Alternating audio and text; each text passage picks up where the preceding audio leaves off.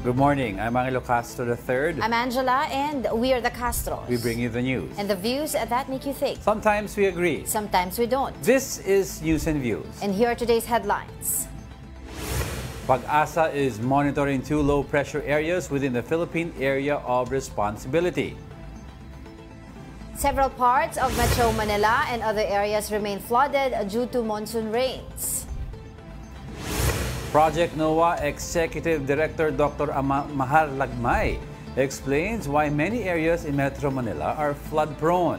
He said some of these were originally waterways. Philippine Ambassador Jose Manuel Romualdez said that around 100,000 undocumented Filipinos in the U.S. may face deportation under President Trump's immigration crackdown. Now first in the news, Pag-asa is monitoring two low-pressure areas within the Philippine territory. Let's get some updates from Pag-asa weather forecaster Veronica Torres. Veronica, thank you for joining us. Hi, good morning, and to all of our viewers. Yeah, Veronica, it was mentioned may two LPAs inside the PAR ngayon. What are the chances na maging tropical cyclone ito? Yes, so tama po kayo. Dalawa po yung low-pressure area inside the Philippine Area of Responsibility. Yung first one is nasa may 1,140 kilometers east ng Central Luzon. For this low-pressure area, yung chance of developing into a tropical cyclone is at medium. And the other one at 370 kilometers east of Calanca. Again, this is the one pala na medium chance. And then yung 1,140 kilometers east of Central Luzon, ito yung may high chance of developing into a tropical cyclone. And then, nakikita nga natin, meron pa tayong isang low-pressure area na minomonitor outside the Philippine Area of Responsibility, medium likelihood of developing into a tropical cyclone, and gayon pa man, less likely naman po ito na pumasok sa ating Philippine Area of Responsibility. And kagaya po na binabanggit natin, itong two low-pressure areas na minomonitor natin, may chance or possible silang mag-merge, and then doon po possible na maging bagyo po sila. Kailan ba natin malalaman, Veronica, no, yung likelihood nga nitong LPAs na nabanggit mo na makapasok dito sa atin at maging ganap na bagyo? So yung dalawang low pressure area nasa loob na po ng ating Philippine Area of Responsibility. And then ang nakikita kasi natin na scenario ay although generally, if they merge, generally northwestward movement, mababa pa naman yung chance ng landfall, pero gayon pa man, maghahatak kasi ito pag ito ay ganap na bagyo, possible maghatak ng habagat at makaapekto sa, at makapagbigay ng mga malalakas na pag-ulan, lalo na sa may Luzon and Visayas area. Yung nasa labas naman na LPA, ay mababa pa naman po ang tsansa na pumasok na ating PAR. Veronica, klaruhin ko lang, no? Itong pag-ulan na nararanasan natin ngayon, no? And I think I understand until Friday or Saturday pa ito. Maapektuhan ba yung lakas nitong pagbuhos ng ulan with these two new LPAs na namamataan nyo? Will it add to the rain? Opo. So nakikita natin malakas na nga po yung ulan na nararanasan natin for today, and once na maging tropical cyclone, itong low pressure area within the Philippine Area of Responsibility, possible pa nga na maghatak na habagat at not ruled out yung malalakas pa rin ng mga pag-ulan sa mga susunod na araw pa rin po. So whether or not itong 2 LPA mag-merge, Veronica, tuloy-tuloy pa rin ang pag-uulan until Friday, Saturday? Ako. So nakikita nga po natin na tuloy-tuloy pa rin po na magiging maulan, lalo na po sa Metro Manila, and then kahit tomorrow is Wednesday, and then Thursday possible pa rin yung mga malalakas na mga pag-ulan, and then by around Friday, although maulan pa rin naman generally, may chance na hindi na kasing lakas ng mga nayuulan ng katulad ng ganito kalakas ulan. Okay. Veronica, I was wondering kung meron na tayong official report doon sa amount of rainfall, no, na inulan nito kahapon. Opo. So, yung amount ng rainfall po, kung titingnan po natin, kasi meron po, minomonitor din naman po natin ito. So, may kataasan na po yung mga rainfall na na-record natin kahapon kung sa Metro Manila ay umaabot na nga po ng higit 100, higit 200 na rainfall po. Para pa mas maintindihan ng ating mga viewers, mga ilang araw yung katumbas ng inulan kahapon? Meron na ba tayong data on that? Opo, so may threshold nga din po tayo every month na mga pag-ulan. So, kung sa Metro Manila per month, tapos po titingnan po natin sa for the month of July, kung titingnan po natin kung sa may Metro Manila or yung station po kasi natin ay sa may Science Garden. So,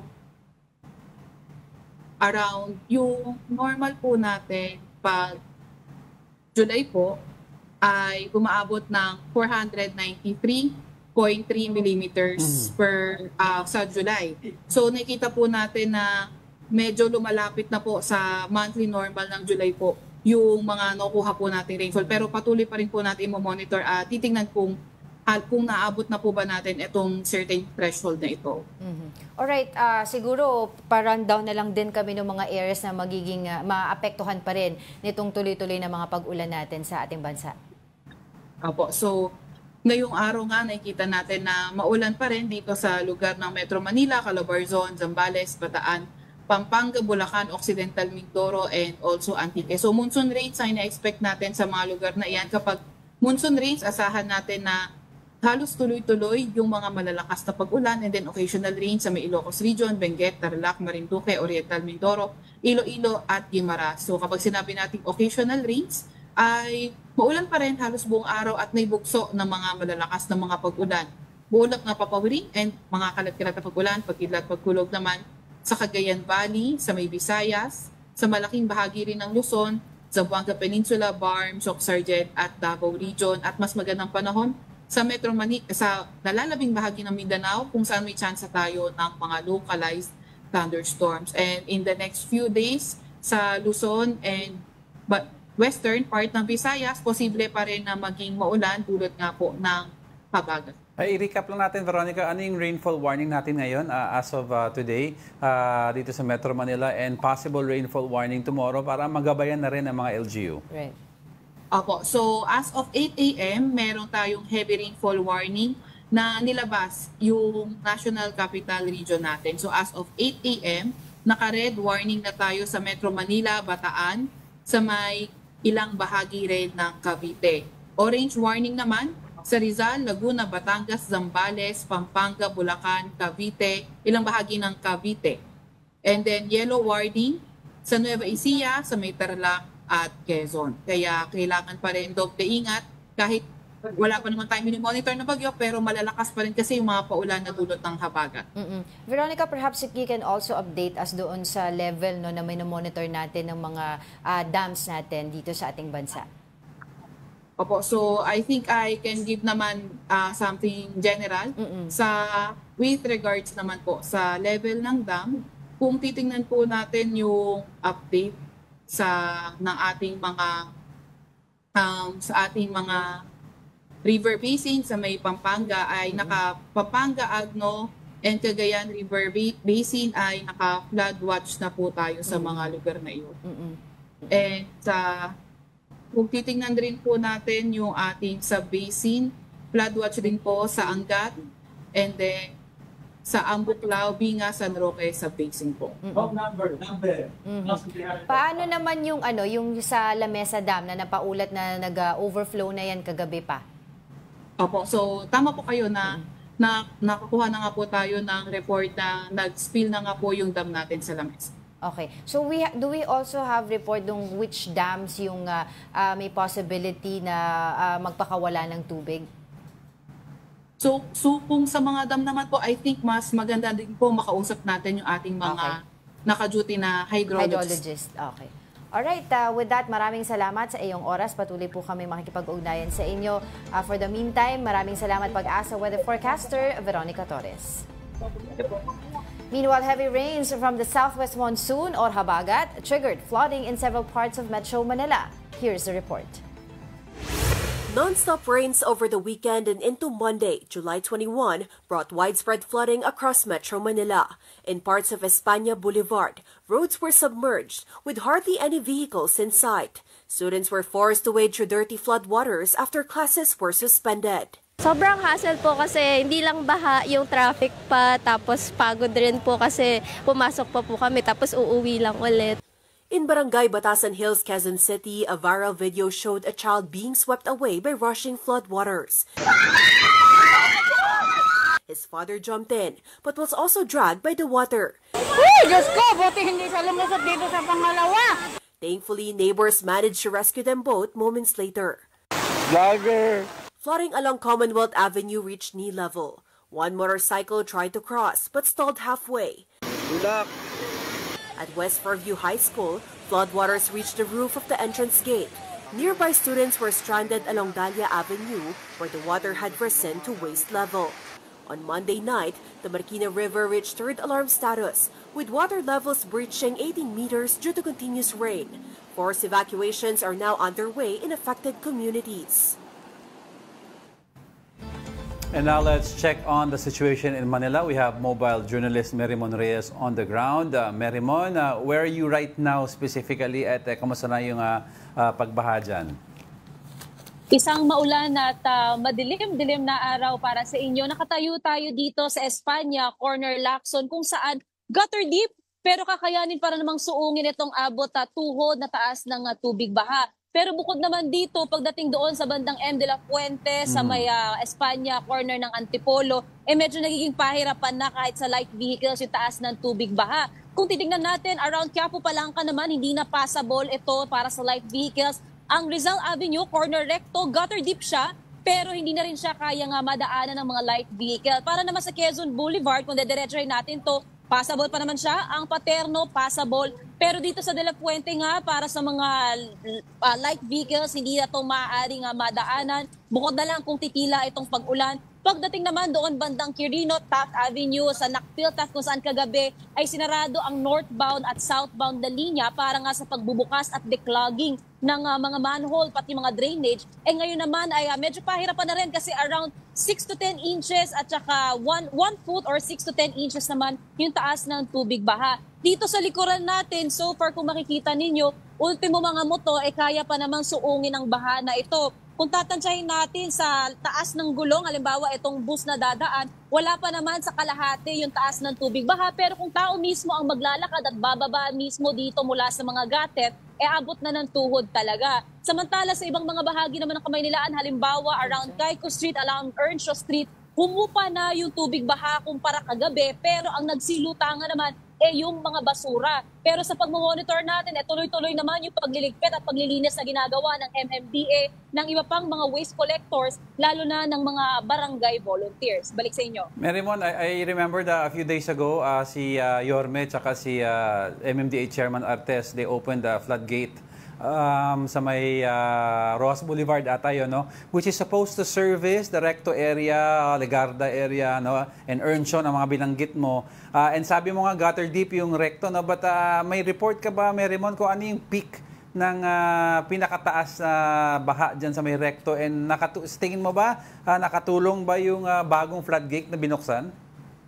Yung pagdating doon sa floodgates plus yung manholes and drainages na binuksan nga kagabi at declogging, posibleng makikita natin yung epekto sa mga susunod pa na araw. Hindi pa kasi naglalabas ng status report din ng Manila LGU tungkol dito, pero nakita natin kagabi na sila mismo hinihigupan nila itong mga drainages. Okay. Pagdating doon sa flood waterways kasi plus yung iba pang drainage system sa paligid ng Maynila, interconnected kasi ang mga ito. Pero isa kasing dilema pa dyan, bukod kung malilinis man itong mga drainage systems natin plus yung flood waters, yung pagkakabara ng mga basura sa iba't ibang mga kanal. Kaya base rin sa mga nakausap natin dito nga mga residente, yung iba na mga stranded, napapasok daw sana sila ng trabaho, kaso biglaan nga rin nagkaroon ng last minute ng suspension na kanilang pagpasok, pananatiling pahirapan talaga ang kanilang pag-uwi. Pero ito ay habagat pa lang, may low pressure area pa lang tayo nga minomonitor sa loob ng Philippine Air Responsibility, kaya sila, ang concern nila sa mga susunod pang linggo, pag may pumasok na raw talaga na mga bagyo, mas pahirapan daw para sa kanila. Meron ako naman tanong ko kung meron kang balita doon sa mga na-evacuate na mga kapatid natin dyan sa Manila. Ilan sila, saang mga evacuation centers naroon sila at ano-ano yung mga kailangan nila at natutugunan ba yung mga kailangan nila doon? Angela, ayon sa Manila DRMO, around the kaninang madaling araw nagkaroon ng pagre-rescue sa may Duple Street kung saan ilang residente yung tinulungan nilang i-evacuate at inilagay sa pinakamalapit muna na maaari nilang masilungan. Ilan sa mga common na pangangailangan nila ngayon ay mga damit dahil malamig, kumot at pati pagkain. Kasi ang tansya nila, posibleng sa mga susunod na oras, lumala pa yung pagbuhos ng ulan, kaya maaaring maging pahirapan pa ang pagbalik ng mga residenteng ito sa kanilang mga tirahan. Pero bukod naman dyan, wala pang ibang na ire-report na mga rescue operation dito sa paligid ng Maynila, pero nananatiling nagmo-monitor 24/7 ang Manila DRMO kung sakali nga na magkakaroon ng aberya. Yung nakausap din natin around na barangay 450, 414, nananatili rin daw silang on standby kasi itong likuran natin, halimbawa ito, meron pang nakakadaan na motor, kung sakali man na mangyari na tulad kagabi, hindi na maaaring isuong ang mga motor, lalabas na ang mga bangka mula sa mga barangay at tutulungan nila even yung mga makeshift bangka para lang maiangat at hindi mababad sa tubig baha ang mga motor at matulungan daw sila na maitranspo ang mga ito kung hanggang saan nila maaaring dalhin ang mga motorista natin. Balik sa inyo.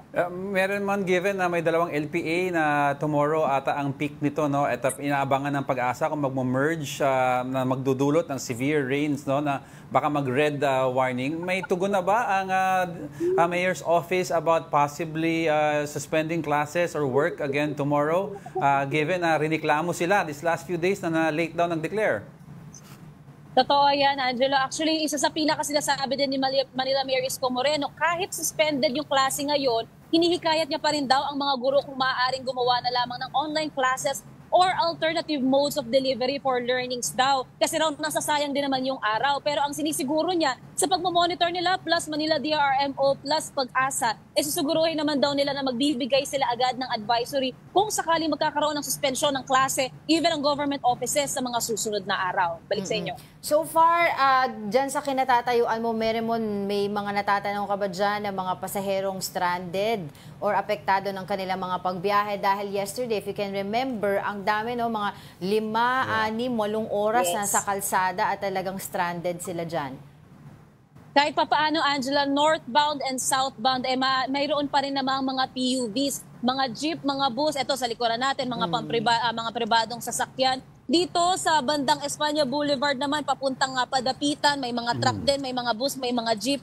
Even itong mga tricycle nasa paligid natin na maaari pa namang sakyan ng ating mga kapatid out there. Pero ang yung ilan sa nakausap natin, may nurse din tayong nakausap kanina, pumunta na siya ng Malate, nakasakay naman daw siya ng jeep mula dito sa Sampaloc, okay naman daw siya. Pero buti na lang at nagkaroon ng suspension nga ng kanyang pagpasok kasi iniisip niya, kung aabutin daw siya mamayang gabi, posibleng kung ano yung naabutan niya kagabing stranded lang siya dito sa Espanya Boulevard, ganun ulit ang kanyang mararanasan mamaya. So nakauwi naman itong nurse dito agad at pinakatansyahan niya na lang kung sakaling sa mga susunod na araw magkakaroon pa rin daw ng ganitong pagbaha, baka hindi niya na raw isugal muna yung pagpasok. Alright, mag-iingat ka dyan, Merrimont. Alam namin, magdamag kayo mga mobile journals natin ang nakaantabay sa iba't ibang areas natin dito sa Metro Manila. Ingat ka dyan. That was our mobile journalist, Merrimont Reyes. The La Mesa Dam in Quezon City and the Wawa Dam in Rizal have exceeded their spilling levels due to continuous rains. La Mesa Dam reached its 80.15-meter threshold, while Wawa spilled past its 135-meter limit. Pag-asa warned that excess water from La Mesa could affect low-lying barangays along the Tulyahan River, including parts of Quezon City, Valenzuela, Caloocan, Malabon, and Navotas. In Rodriguez, Rizal, local officials are closely monitoring conditions around Wawa, whose waters flow directly into the Marikina River. Several areas in Bulacan remain flooded due to heavy rains. Let's get some updates from Bulacan Vice Governor Alex Castro joining us now this morning via Zoom. Magandang umaga po sa inyo. Maulan na umaga. Hello, good morning. Pagpaulang umaga talaga sa ating lahat.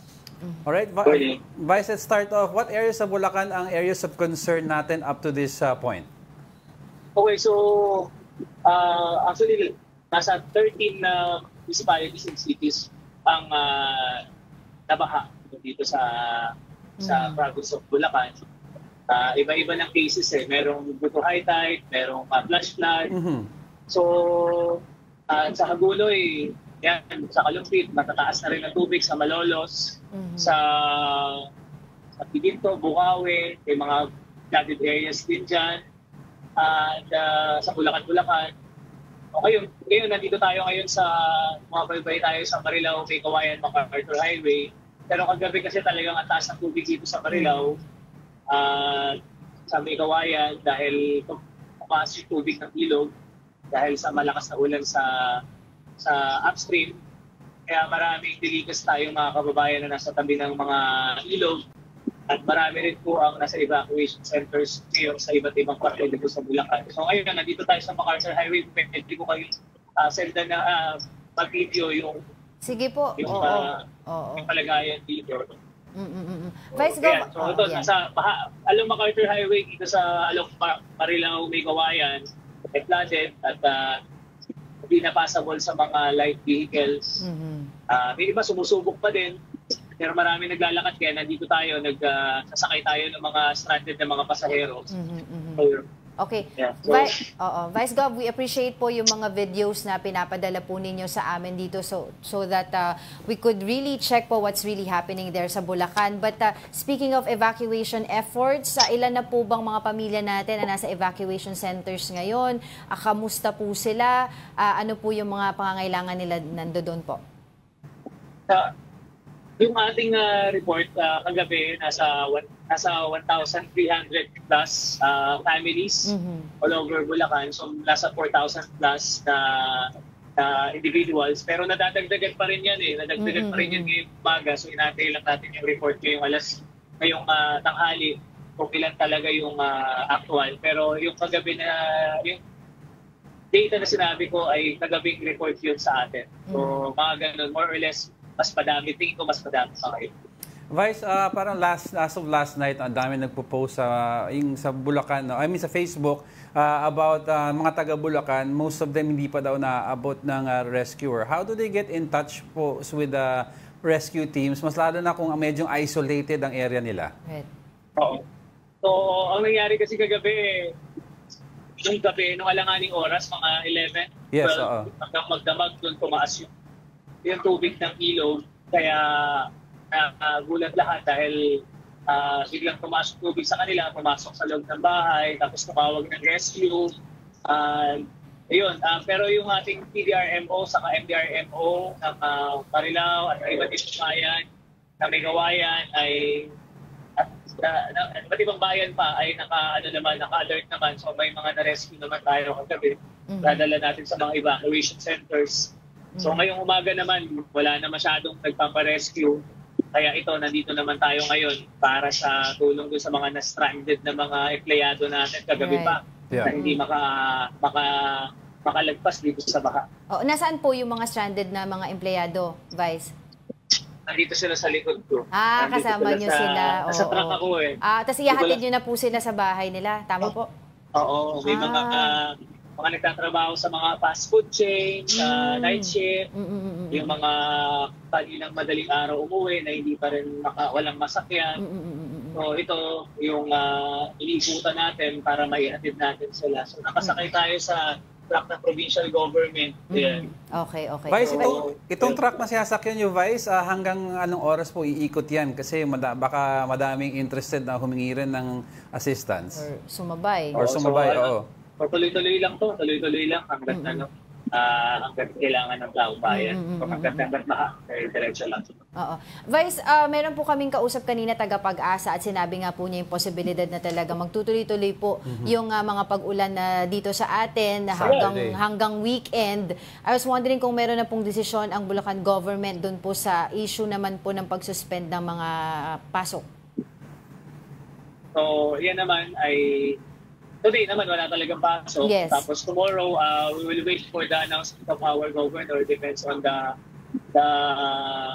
recommendation of the PDRMC. Pero ayun, aantay lang po natin dahil kung ganito pa rin siguro yung sitwasyon, ayoko naman pangunahan. Pero aantay na lang siguro natin yung announcement ng ating governor at mga LBD sa bawat bayan-bayan. Vice Gov, para lang po mas malinaw sa ating mga taga-pakinig, lalo na po doon sa mga nandiyan din po sa Bulacan, ano pong areas yung mga hindi na po pwedeng daanan para maiwasan po? So, for example, dito ako ngayon sa May Kawayan, dito sa MacArthur Highway, ganito na yung sitwasyon. Maraming mga trucks na dumadaan, tapos marami rin naglalakad, pero mabagal yung takbo ng mga truck kasi hindi rin sila makaabante dahil malalim din. So, hindi na light vehicles, hindi na pwede dito from Marilao to Valenzuela, southbound, northbound, hindi na talaga makakadaan. So, mas maganda huwag na lang silang dumaan dito at huwag na nila umalis ng bahay. Puro tubig baha po ba o may mga reported din po tayo mga nagtumbahan na mga poste, puno dun sa mga kalsada pong nabanggit ninyo, Vice Gov?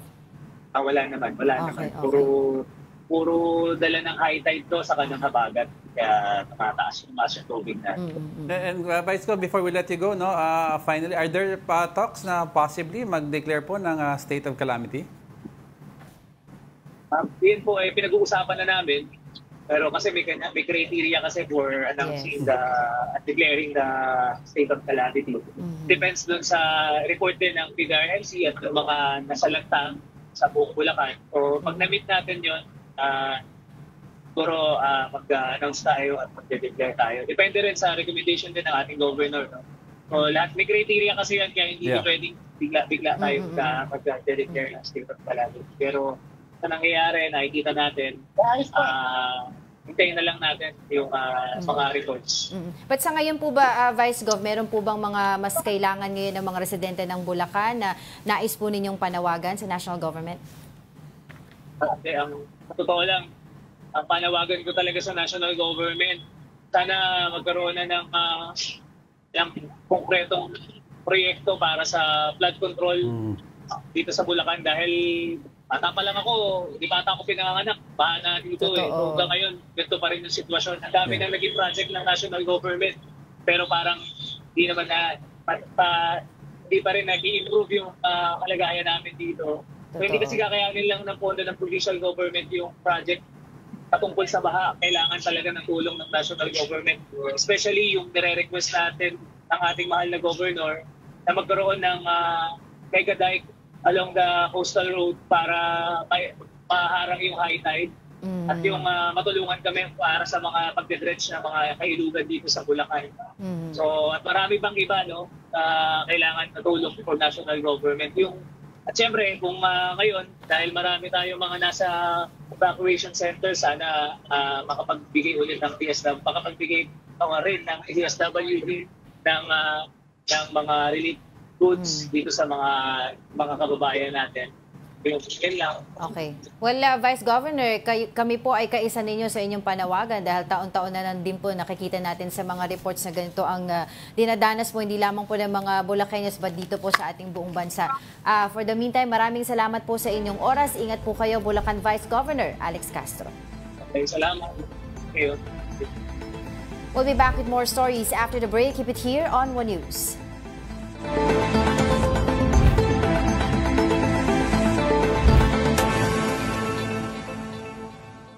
Good morning. You're still watching News and Views here on One News. Local authorities continue to monitor the water level in Marikina River. For the latest, we have mobile journal Ivan Tarinque reporting on the ground.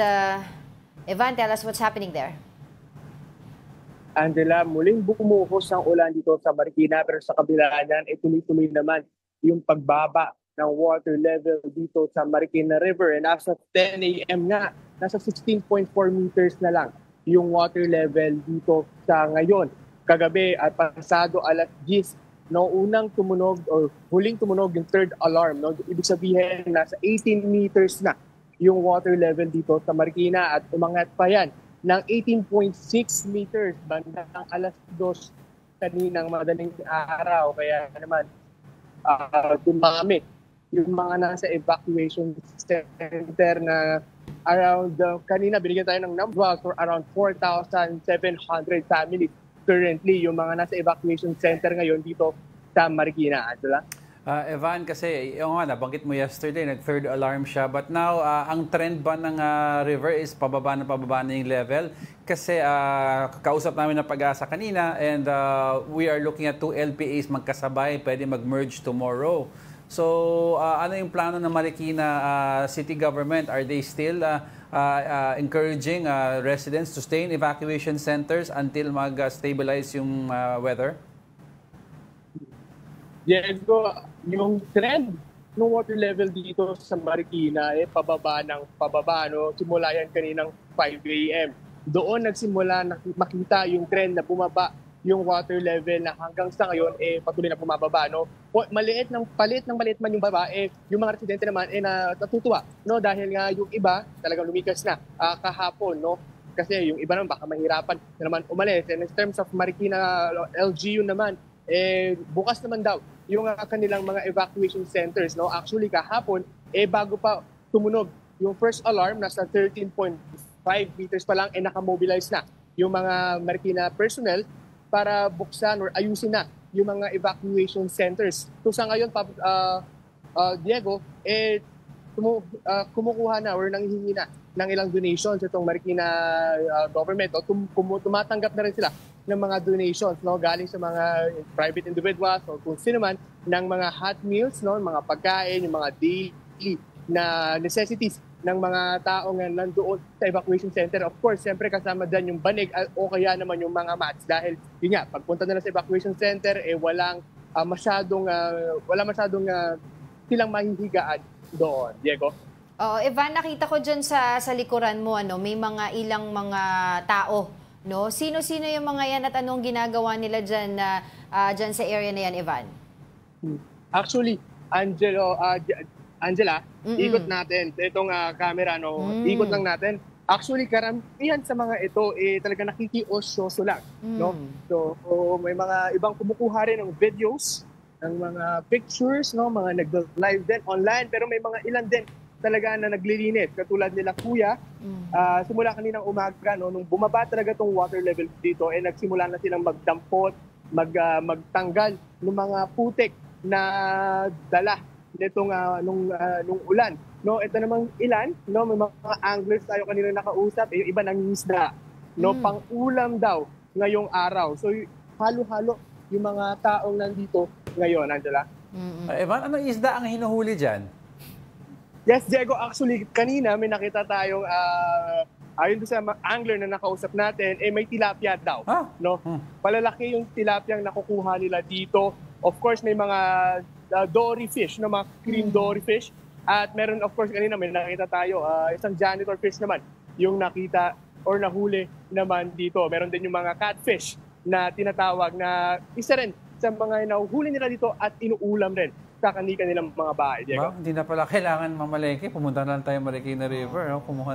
Pero Evan, kasi malabo yung tubig, no, dahil sa putik yan. Hindi, wild fish naman. Anyway, Evan, keep us updated, because also we want to know if tumuloy ang ulan tomorrow with yung 2 LPAs na binabantayan natin. Of course, gusto natin malaman magiging sitwasyon dyan sa evacuation centers at yung magiging tugon ng Marikina LGU about no classes or work tomorrow.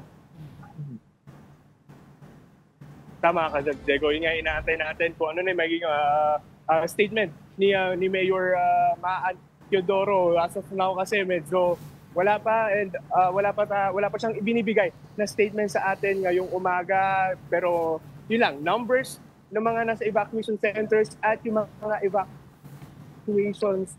evacuees, no, bilang evacuees ngayong umaga. So yun pa lang yung data na nakuha natin, yung statement, we're still waiting for it. Okay. Diego. Alright, maraming salamat. Mobile Journal, Ivan Tarinque. Heavy downpour brought by the southwest monsoon have left several areas in multiple provinces submerged. Here is the report. Even before dawn, parts of Pangasinan were already flooded on Monday. In areas like this home in Umingan, water was rushing past like a river, fueled by strong currents. Rice fields were not spared from the effects of the heavy rain. Floodwaters also entered many homes in the town of Bugalyon. Some fish were found dead floating in the water. Mga isda, guys, tingnan nyo, kawawa kaya.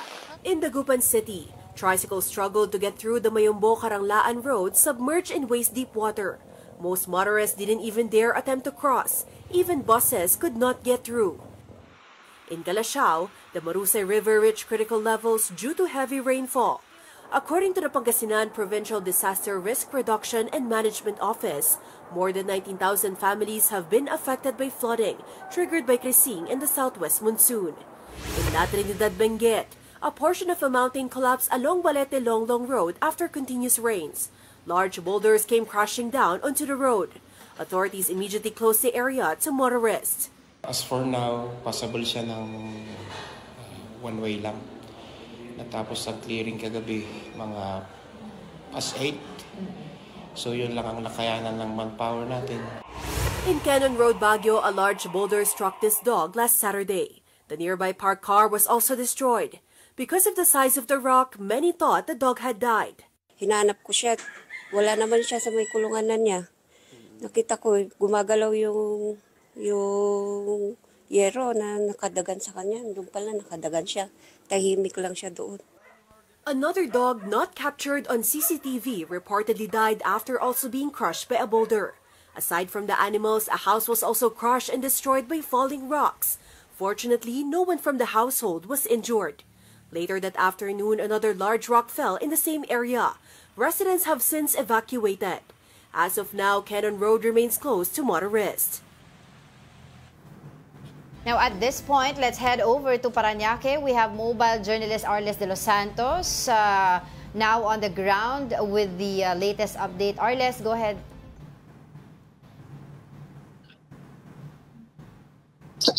Magandang araw, Angela at Diego. Nandito tayo ngayon sa kahabaan ng Dr. Arcadio Avenue dito sa Sucat, Parañaque City. Kung makikita ninyo ay nagkakaroon na ng kumpol na mga tao dito sa ating paligid. Ang dahilan dyan ay halos 1 oras na stranded ang ilang mga sasakyan dito. Actually, kapag tinignan ninyo ang tubig baha dito, ang ilan nga ito kagaya ng nasa harapan natin ay may dala na silang mga bangka o mga inflatable, itong mga para lumutang para makapagtawid ng mga residente. Karamihan sa mga ginamitan nila ng ganyan ay yung mga senior citizen na papunta sana dito para makatawid at bumili ng mga gamot. Angelano, kanina pang umaga ay patuloy ang pagdami ng mga balita na sinasabi nilang lubog na sa baha ang ilang mga bahagi ng Parañaque. Actually, papunta dapat tayo dito sa isang mall dito sa Sucat, Parañaque, kung saan ay umabot na nga sa windshield ang level ng tubig baha dahil sa patuloy na ulan, dala nga nitong habagat.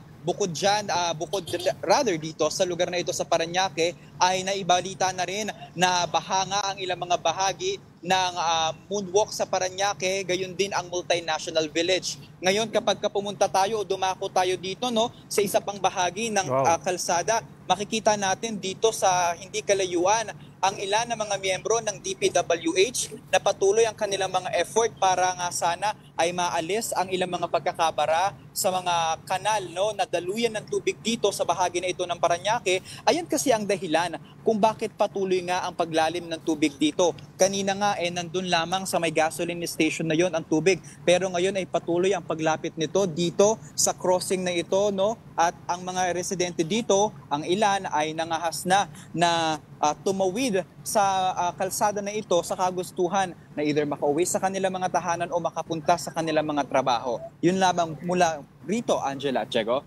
Arles, tuloy-tuloy pa ba ang pag-ulan right now? Kasi if so, medyo concerning yung nakita kong other side ng street na pinakita mo.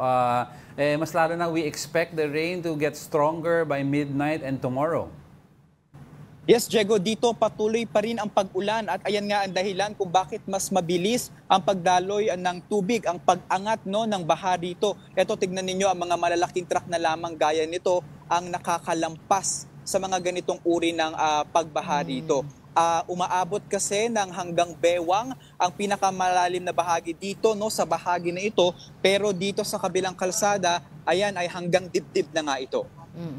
Arles, yung mga lugar na nabanggit mo na lubog ngayon sa baha, yan ba ay mga typical na lugar dyan sa Parañaque na talagang bahain na? At meron ka ba mga information tungkol naman dun sa mga areas na dati naman hindi binabaha, pero ngayon baha na?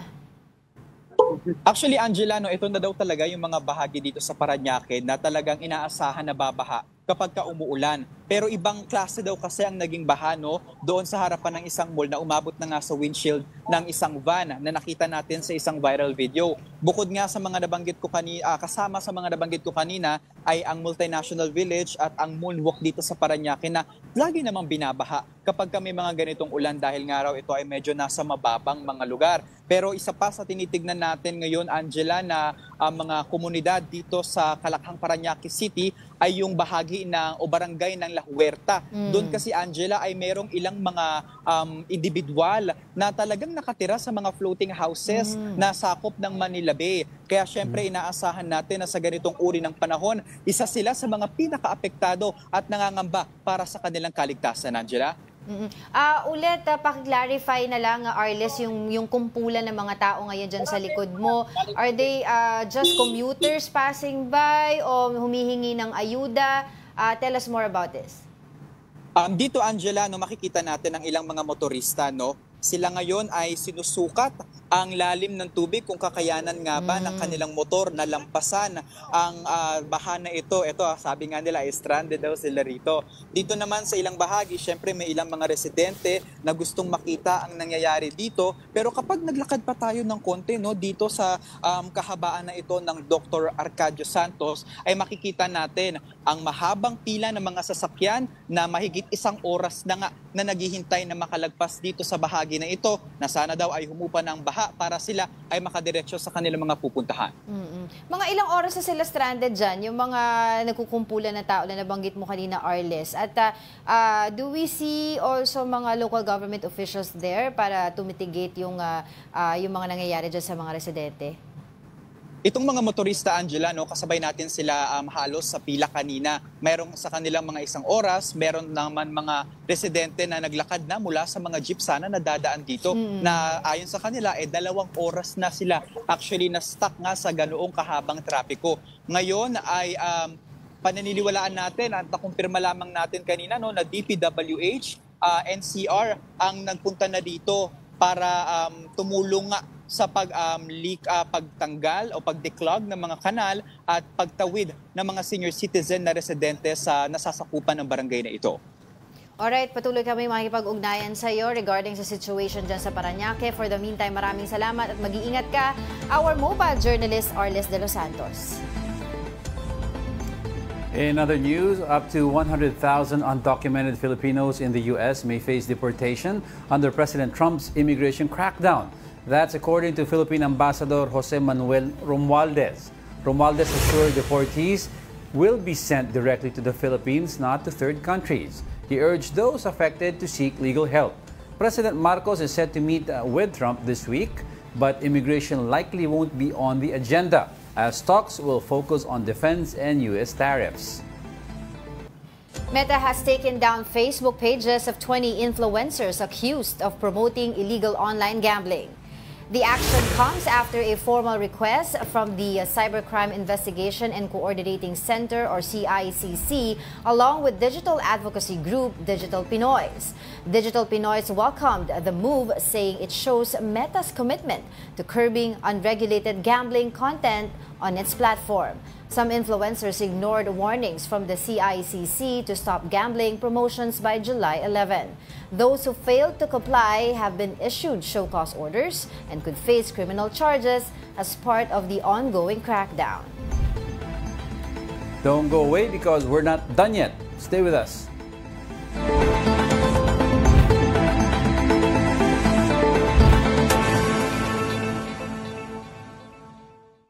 Welcome back. You're still watching News and Views here on the One News.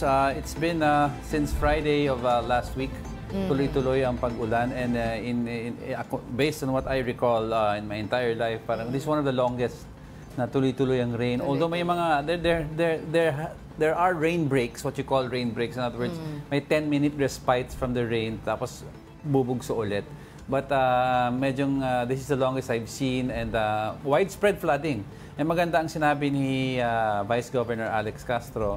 Yung panawagan niya sa national government. Ever since bata na siya, ganito na nararanasan natin, not only in Bulacan, but all over the metro, all over the Philippines. And yet, we haven't seen an administration that really looked into a long-term, effective flood control project. Not yung mga stopgap And na... yeah, I know. And to think nga, di ba, na we have a lot of yung allocated budget for the flood control project. Even it was mentioned during the SONA of PBBM last year na merong 5,500 na mga flood control projects.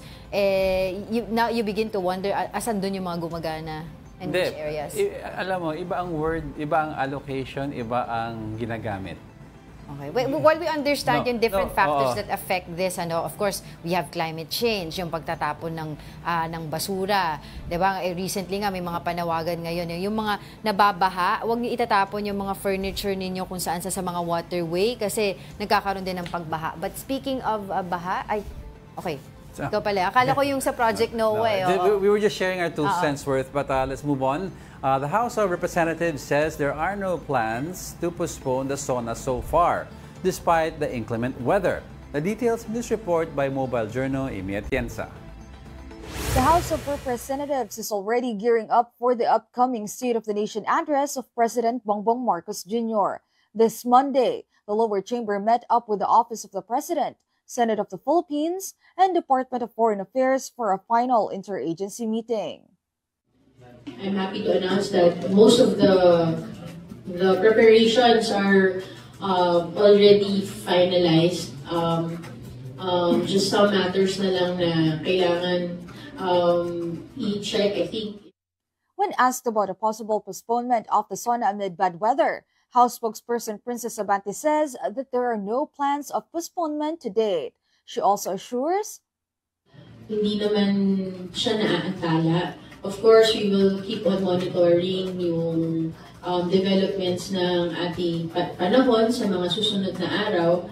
Pero as of today, tuloy-tuloy at wala namang disruption sa mga preparations. Aside from the final meeting, the House also organized a small walkthrough with House Secretary General Reginald Velasco. Mga kapatid, nandito tayo ngayon sa plenary session, sa plenary hall sa House of Representatives at sa aking likuran, makikita nyo nga na nag-i-ensayo na sila para sa ika-4 na State of the Nation address ni Pangulong Bongbong Marcos na mangyayari sa papalapit na July 28. So abangan natin kung ano nga ba o sino-sino nga ba yung may-elect na Senate President pati na rin na Speaker of the House. The House of Representatives also ensures that there will be strict security measures as they are expecting more than 1,000 guests for this year's SONA. Mobile journalist Amy Atienza, we are One News. Now let's get updates from the ongoing search and retrieval operations in Taal Lake. We have PCG spokesperson Captain Noemi Cayabyab joining us via Zoom. Magandang umaga po sa inyo, Captain. Yes, good morning po at sa ating po mga nanonood at pakinig po. Hingi na lang po kami ng update doon po sa ongoing efforts sa Taal Lake dahil po ngayon nakakaranas po tayo ng habagat. Ito po ba ay canceled muna yung operations natin doon? Yes po, we are still monitoring the weather po. So we will just resume once the weather permits. But prior to this cancellation po, hingi po kami ng update doon sa mga nangyaring operations. Most of the moment po, naka-standby lang po yung ating mga divers dahil this past few days po ay hindi po naging maganda ang panahon. And again, this is also one of the considerations before we deploy our technical divers. Captain, ano yung nagiging challenges? Kasi I understand, malakasing ulan, no? So anong nangyayari daw, nagiging murky daw ang Taal Lake. So even if mag-resume ang diving, will you have that problem with regards to visibility? Kaya ba ng ROV natin? Yes, Angela, actually since day one, yan nagiging feedback na ating mga technical divers. Although itong ROV ay malaking tulong para sa Philippine Coast Guard and halos 5 times yung nakikita niya visibility sa baba. But as to the deployment of our divers, the weather conditions really matters and the water condition. Captain, hingi na rin po kami ng update doon sa ginagawa po ng efforts ng PCG, no? Dahil nga po dito sa naging weather natin due to habagat. Yes, with the typhoon pressing, that kakalagpas lang, and then although we are still monitoring yung effect ng habagat, we are still monitoring 6 ports na meron mga affected na passengers and vessels. So we have still 6 passengers stranded, 6 rolling cargoes, 3 vessels na minomonitor natin, at meron na rin po tayong nai-record din, although bumababa na yung figure, 13 vessels and 54 motor bankas na taking shelter. And aside to that, sa monitoring na ginagawa natin sa ating mga pantalan, meron din pong programa ang DOTR. Sila po ay ating katuwang sa Libreng Sakay Program. So simula po kahapon, sa pagtaas po ng tubig sa iba't ibang lugar po sa Metro Manila, ay nagbigay po tayo ng mga malalaking transportation to provide our commuters the service. Kasi we understand po na may mga limitations na po sa ibang parte ng Manila. So nagbigay po tayo ng mga bus para makapagbigay po ng serbisyo sa ating mga commuters po. And Captain, given that tomorrow there are 2 LPAs that we're looking at, the possible mag-merge into one big storm, ano po ang mga tulong na ibibigay po ng Coast Guard to secure at least yung mga to secure yung mga ports natin, also yung mga kailangan na magpa-rescue dahil hindi na po kaya ng mga regular rescuers? Yes po, simula po kahapon ay nagbigay na po ng direktiba ang ating komandante na si Admiral Goban. So lahat po ng ating regional districts, dahil we don't know the effect of the habagat, so lahat po ng ating Coast Guard districts ay naka-activate na po ang kanilang mga deployable response groups, kasama po ang ating land mobility and all the floating assets, kasama po yung ating mga radio equipments. So in case po nakakailanganin, ay handa po ang Philippine Coast Guard na tumugon at magbigay po ng serbisyo. Dito po sa Metro Manila ay halos 7 na po ang ating mga buses na nakadeploy, and currently ongoing po ang ating mga rescue operations and libreng sakay na ibinibigay po. Doon po sa mga libreng sakay natin, Captain, which areas po particularly para po doon sa mga viewers po natin ngayon na nagnanais po na makasakay po dito sa mga transportation na provided by the PCG? Yes, so kinonsider po natin yung assessment ng kalsada. So ang nakadeploy po sa bases natin ay sa area po ng Quiapo to Fairview, Quiapo to Angono, Legarda to Angono, Loton to Alabang, and Rojas Boulevard to Sucat. Okay, and so far po, do we have any figures right now kung ilan na po yung mga naserbisyuhan natin in these areas? As of the moment, we're still consolidating po ng ating mga report, but we have 19 teams deployed in the area. Aside po doon sa mga maliliit po namin mga rubber boats and aluminum boats na naka-deploy na rin po sa mga medyo mataas na tubig po. Alright, dun sa mga port areas din po natin na nabanggit po ninyo mga stranded na mga passengers natin. So far po ba, wala naman po tayong mga na-report na mga any untoward incidents aside from this mga flood areas natin? As of the moment, wala po. Dahil na rin po ito sa kapasidad po ng ating mga tauhan at sa maaga pong awareness and direktiba ng ating komandante. Although meron lang po tayong mga minomonitor ng mga ports po ngayon, but as of the moment, since gumaganda na rin po ang panahon sa ibang area, meron na rin po tayong mga ports na na-lift na rin po yung suspension. So ito po yung sa Pasacao Port, sa may Camarines Sur, and sa Southern Leyte po sa Port of Padre Burgos. Alright, patuloy po kami makikipag-ugnayan sa inyo regarding this issue. For the meantime, mabuhay po kayo. Maraming salamat, PCG spokesperson, Captain Noemi Cayabyab. Maraming salamat po. Good morning po sa lahat. Thank you, Captain. All right, before we let you go, I'd like to leave a quote for everyone. The storm is a reminder that nature is powerful and we should respect its force. And that wraps up today's episode of News and Views. Join us again tomorrow. I'm Angela Lagunsad Castro. I'm Angelo Castro III. Stay safe, everyone. We are One News. All sides, all the time.